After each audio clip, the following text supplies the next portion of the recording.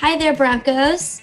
Today, Mrs. McGee is going to be reading to you Chapter 7 of Charlie and the Chocolate Factory.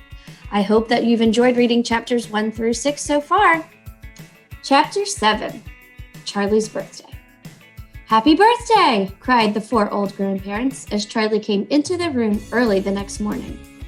Charlie smiled nervously and sat down on the edge of the bed. He was holding his present, his only present, very carefully in his two hands. Wonka's Whipple Scrumptious Fudge Mallow Delight, it said on the wrapper. The four old people, two at either end of the bed, propped themselves up on their pillows and stared with anxious eyes at the candy bar in Charlie's hands. Mr. and Mrs. Bucket came in and stood at the foot of the bed, watching Charlie. The room became silent. Everybody was waiting now for Charlie to start opening his present. Charlie looked down at the candy bar. He ran his fingers slowly back and forth along the length of it, stroking it lovingly. And the shiny paper wrapper made little sharp crackling noises in the quiet room.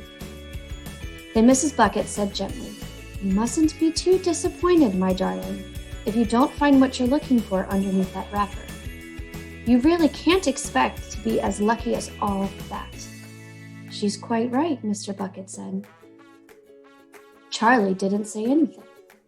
"After all," Grandma Josephine said, "in the whole wide world, there are only 3 tickets left to be found." "The thing to remember," Grandma Georgina said, "is that whatever happens, you'll still have the bar of candy." "Wonka's Whipple Scrumptious Fudge Mallow Delight," cried Grandpa George. "It's the best of them all. You'll just love it." "Yes," Charlie whispered. "Just forget about those golden tickets and enjoy that candy," Grandpa Joe said. "Why don't you do that?" They all knew it was ridiculous to expect this one poor little candy bar to have a magic ticket inside it, and they were trying as gently and as kindly as they could to prepare Charlie for the disappointment. But there was one other thing that the grown-ups also knew, and it was this, that however small the chance might be of striking lucky, the chance was there. The chance had to be there. This particular candy bar had as much chance as any other of having a golden ticket. And that was why all the grandparents and parents in the room were actually just as tense and excited as Charlie was, although they were pretending to be very calm. "You'd better go ahead and open it up, or you'll be late for school," Grandpa Joe said. "You might as well get it over with," Grandpa George said. "Open it, my dear," Grandma Georgina said. "Please open it. You're making me jumpy." Very slowly, Charlie's fingers began to tear open one small corner of the wrapping paper. The old people in the bed all leaned forward, craning their scraggy necks. Then suddenly, as though he couldn't bear the suspense any longer, Charlie tore the wrapper right down the middle, and onto his lap, there fell a light brown, creamy-colored chocolate candy bar. There was no sign of a golden ticket anywhere. "Well, that's that," said Grandpa Joe brightly. "It's just what we expected." Charlie looked up.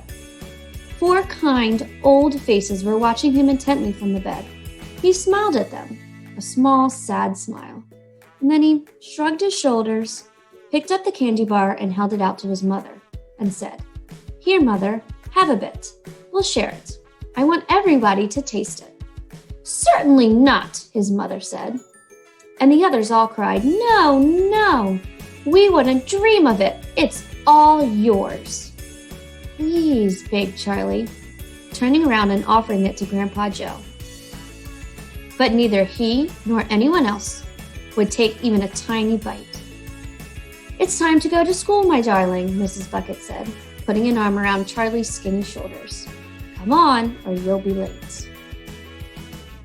I hope you enjoyed listening to Chapter 7. Be sure to check back tomorrow to hear Chapter 8. Bye, Broncos.